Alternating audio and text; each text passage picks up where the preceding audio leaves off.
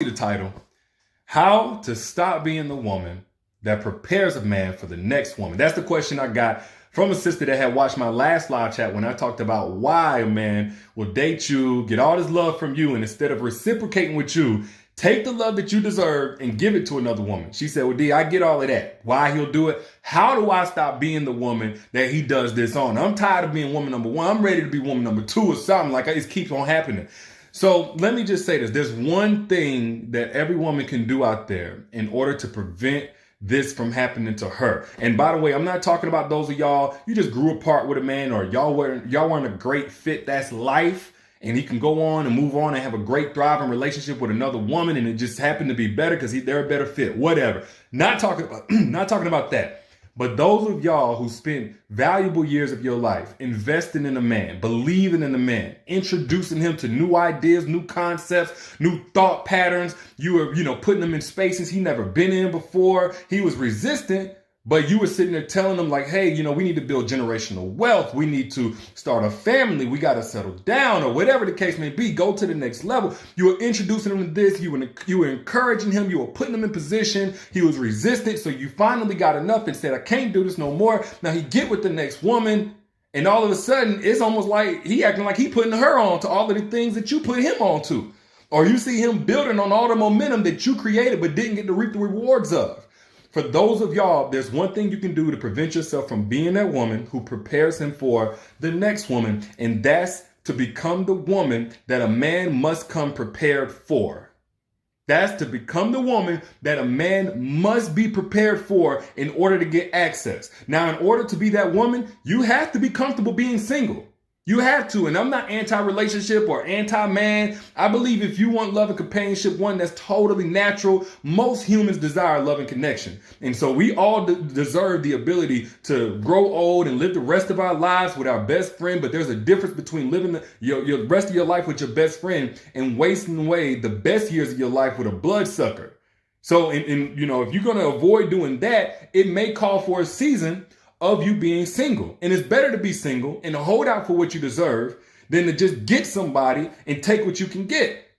Now, in order to be single and embrace that, you also got to be willing to get called names. We don't live in a single-friendly society. They're going to call you all kind of names. Oh, you get your standards too high. Oh, you unrealistic. Oh, you one of them women and you don't deserve. And, you stuck up. Look, it's better to be stuck up than to be stuck on stupid.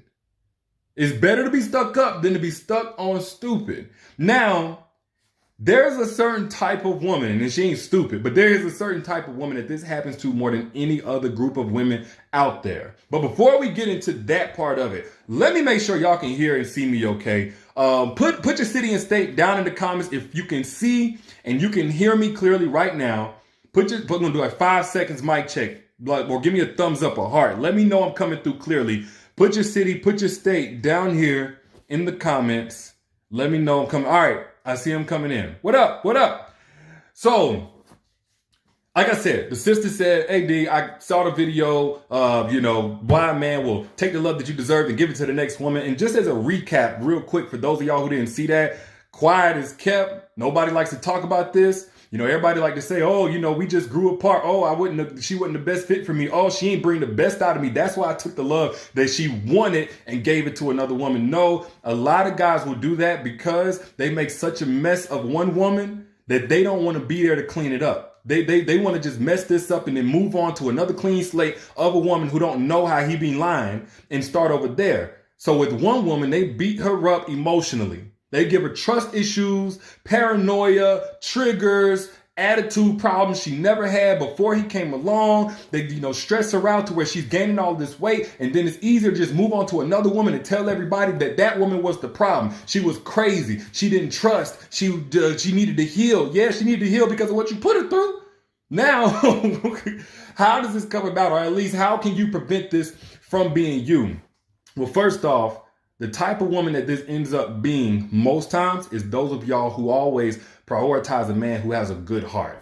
Oh, he got a good heart. He ain't perfect, but he got a good heart. Look, none of us are perfect. Ain't nobody been perfect since Jesus Christ of Nazareth. But let me say this. If you keep prioritizing the man who just has a good heart and no qualifications to be with you, you're going to end up with a man who constantly has you in a position where you got to put together back your heart from what he did to break it.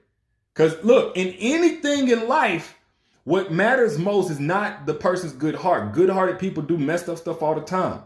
But what matters is a person who is prepared for the job at hand. Think about it. If you got to have brain surgery, you got 2 brain surgeons to choose from. Brain surgeon A has always had a good heart, says good morning to everybody. He's just very kind. He gives to the homeless and charities, and he volunteers at church and whatever else. But only job he's ever had and done successfully was bagging groceries at Kroger. Would you choose that person to do brain surgery on you, or would you choose brain surgeon B, who is a stellar brain surgeon, accolades all over the place, all the mentorship hours, internship hours he's supposed to have, Ivy League school, all of this other thing, but he don't say good morning. He don't say thank you when somebody opened the door for him. People don't know him for having a great heart. He don't give to charities. He hog all his money for himself, but he's prepared to do the job. He can successfully do the job. Which one you want doing brain surgery on you? Probably brain surgeon B. Now, I ain't saying get somebody who out here straight up demonic and narcissistic or anything like that, but it can't be the priority that they have good intentions and a good heart. No. Are they qualified?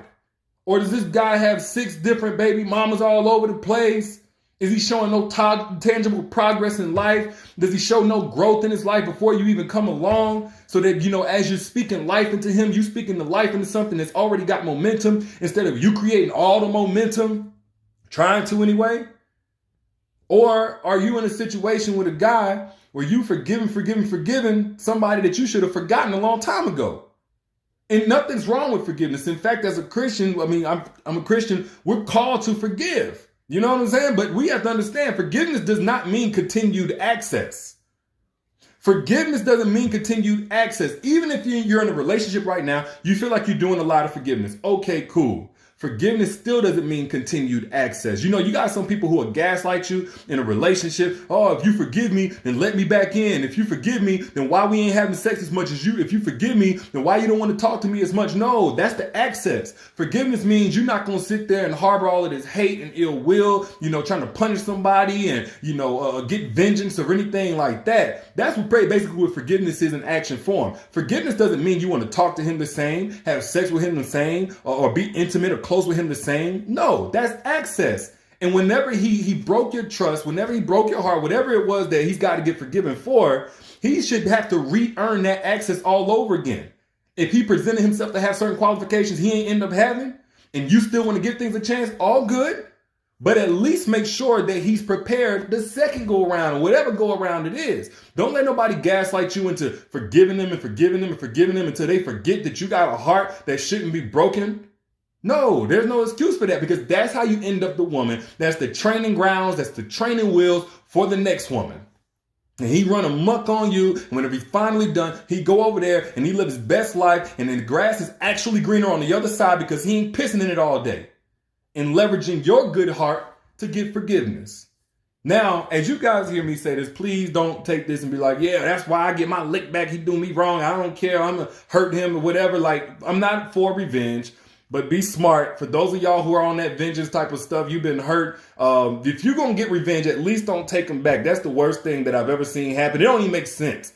If you're going to get revenge, don't take a man back. Men, same thing with you. All you're doing is hurting the person. And what do hurt people do?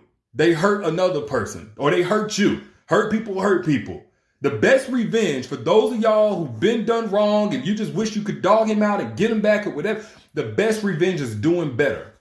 That's the best. You want to get revenge on somebody? Go do better, because ain't no karma going to hit harder to a man than knowing he can never replace the vibe the one that he had before and he wasted. That's the worst karma in the world. It don't end ever. It really don't. And whenever you focus on yourself, instead of letting the unprepared man have multiple chances to reprove to you he still don't deserve you, you become 10 times more attractive to an evolved man. It says standards. It says that you believe in yourself, so there must be something special on the other side of that woman and everything that I'm seeing on the exterior. That's to an evolved man, a woman that can leave somebody even if she still loves him, understanding that attachment doesn't equate to connection and chemistry and compatibility. That's super attractive to an evolved man. I've been talking about it for a while because I did a free masterclass on this, the secrets to making an evolved man crave you. That's one of the ways. Managing your emotional environment. Even whenever you have an attachment to somebody and breaking that trauma bond, breaking that soul tie so you can make way for somebody who deserves to be in your life. Now, if you want more on that topic, if you pass the part where, you don't want to prepare a man or whatever, and you want to attract an evolved man into your life that doesn't have to lose a good thing to know that he had a good thing, click the link that's pinned right here. Y'all see it at the bottom? Click the link right here at this comment that's pinned and get access to my free masterclass I did when I broke all of this down, how to both assess and identify a truly evolved man and attract that evolved man into your life at lightning speed. It's worked for thousands of women already. Again, it's pinned right here in this comment. It's also in the caption. Whenever you back out, you can click that link. But moral of the story is this. Again, in order to stop being the woman that prepares a man for the next woman, you have to become the woman that a man must come prepared for.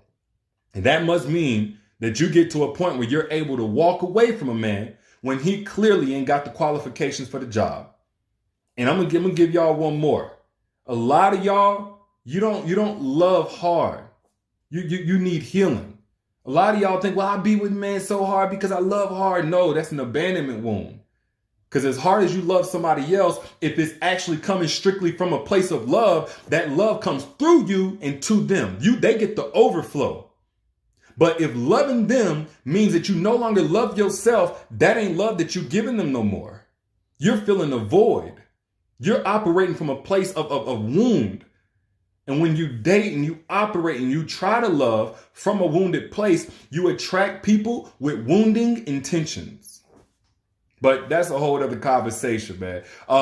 If y'all got something from this, share this right now on your timeline. I need 10 people, 15 people to share this on their timeline for somebody else who need it. And if you haven't yet, get access to that free masterclass. You'll regret it if you don't, and you'll be glad that you did. It's pinned right here at this comment that I put. It's pinned right there. Get access, click that link or click the link that's in the caption. Get access to secrets to making evolved men crave you so you can finally stop this pattern. I'll let y'all lady